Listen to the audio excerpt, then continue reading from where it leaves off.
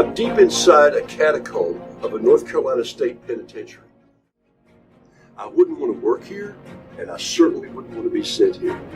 This story is about coming out of the darkness and into the light.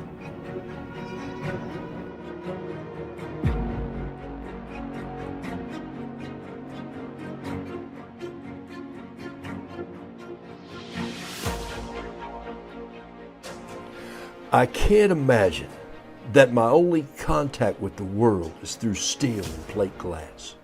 I know in my heart of hearts that I was made and gifted for more than this.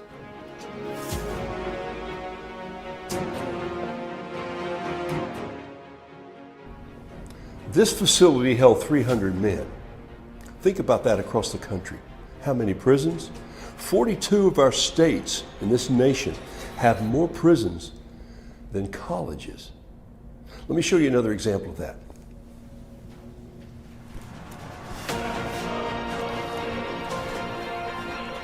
There are more beds in prison cells than we have beds in universities and colleges in this country.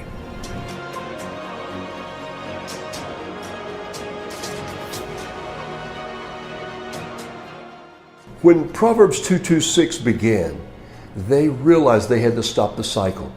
Their goal, how can we stop 1 million children from entering prison? Let's get them in front of their parents.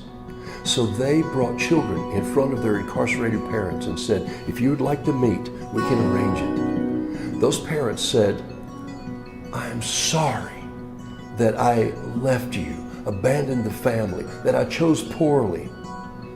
I'm sorry that I hadn't provided for you the way I should have. Do not choose the route that I chose. Will you forgive me? Can you forgive me? Do you know that action has stopped children from going into prison? But those children need to be educated in some form or fashion to help them have the skills and the giftingness to move out into society. So Proverbs 2:26 has started 5 and 2 Trade School. A prison like this one we're in today that closed a year ago will now be reconfigured, some buildings leveled, other facilities built up to start a trade school. A trade school that has skills and trades that'll help transform that child's life, to give them their passion.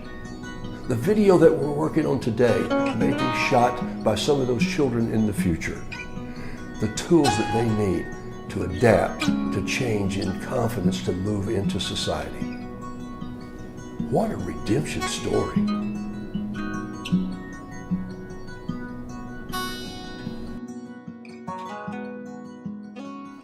I can only imagine the amount of grits or cream potatoes or oatmeal that was made in this pot when this was a prison.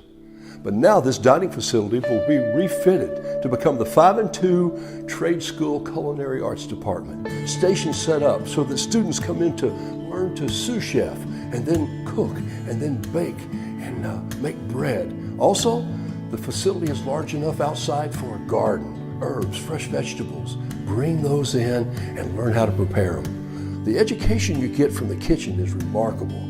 You'll learn entrepreneurship, how to run a restaurant, how to serve, how to host. All those things are part of this educational process. To help 1 million children stay out of prison, they need an education. They need a vocation. Imagine the razor wire coming down, the iron bars being removed, and upfitting these buildings with a welding shop, an electrical shop, a plumbing shop, and an automotive shop, not just to change tires and change oil, but to build an entire engine. All of that's a part of 5-2 Trade School.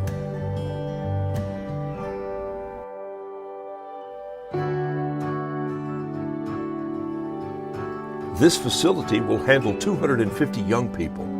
They'll come here to learn a trade, and then they'll take off into the country with new confidence and passion.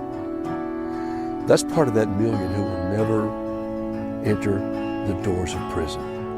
What if 1 million of you said, I'll help make that happen? What if you gave your 5 and 2, the loaves, the fishes? Would you consider being a part of this with us?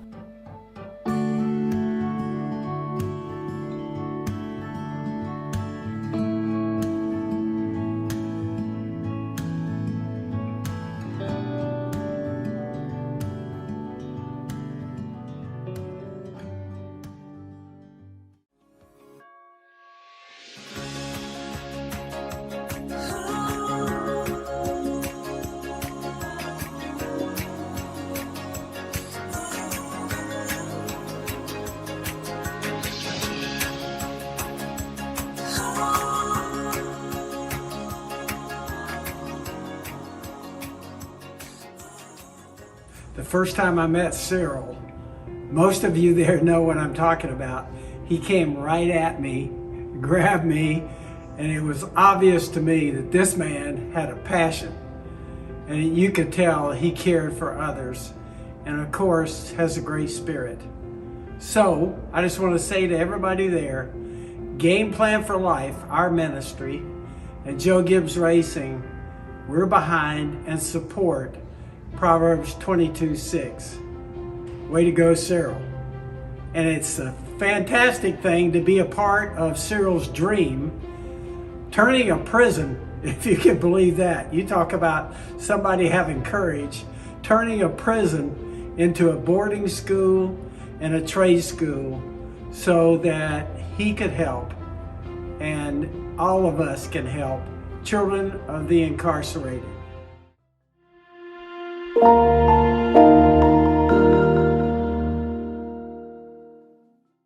Hello, I'm Paul Newby, the Chief Justice of North Carolina Supreme Court, the head of the North Carolina Judicial Branch.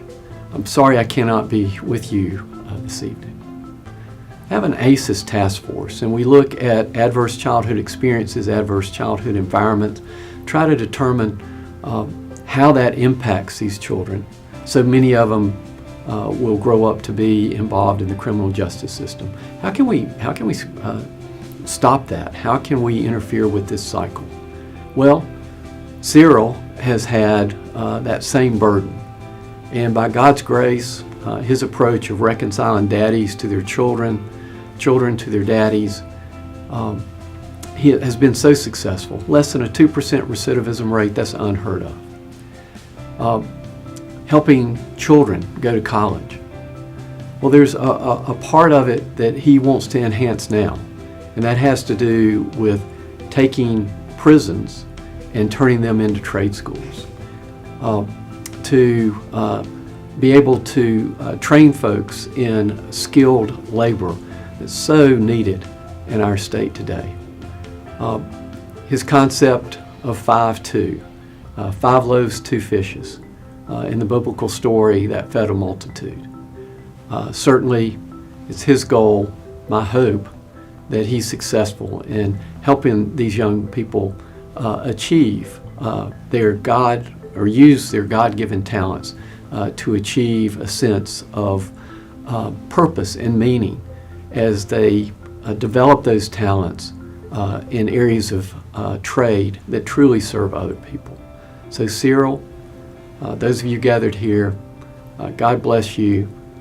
Thank you for your vision. Thank you for what you're doing to help break this cycle of folks growing up to be a part of our criminal justice system. It's so important. Thank you.